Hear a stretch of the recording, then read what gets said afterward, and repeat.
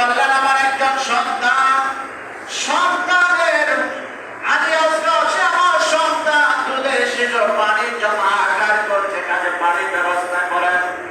হুসাইন যেন বললেন, ও জালেমের দল, তোমরা একটু সরে নিতে হোক, তোমরা শুনো, আমাকে শহীদ করা আমার কোন আপত্তি নাই।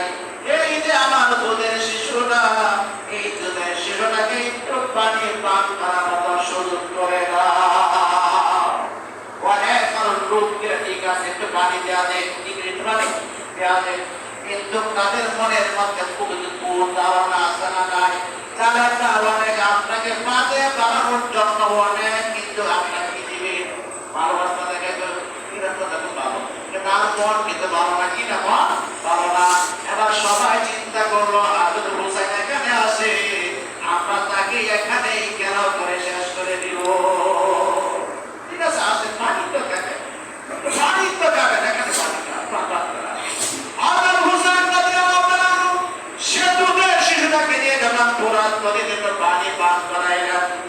পানি পান করানোর পর যখন পানি পান করাইবে, এমন সময় একদম তীর মারল, এমন একটা তীর মারছে,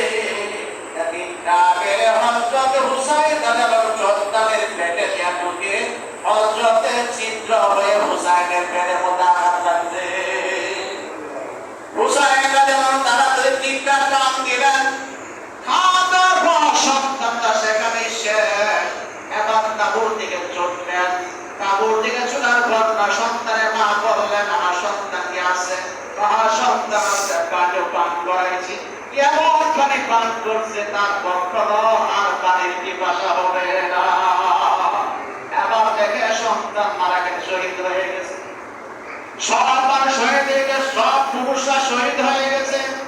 এবার হুসাইনের বাবা হুসাইন যখন আবার দরবারে নিয়ে সাত করে